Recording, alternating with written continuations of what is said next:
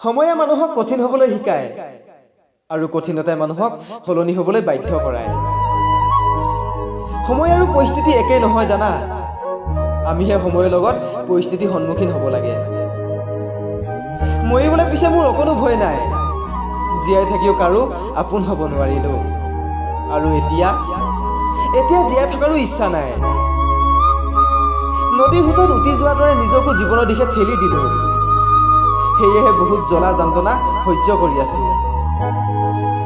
আচলতে আপোনজনক নাপালে জীৱন শেষ হৈ নাযায়, জীৱনৰ লক্ষ্য বহু। জীয়াই থাকিবলৈ মানুহক লক্ষ্য লাগে, জীৱন কটাবলৈ আপোনজনক লাগে। আপোনজনে যেতিয়া এৰি যাব দুখবোৰে খেদি খেদি খাব। পাৰিলে আগুৱাই যাম, কেতিয়াও থমকি নৰওঁ।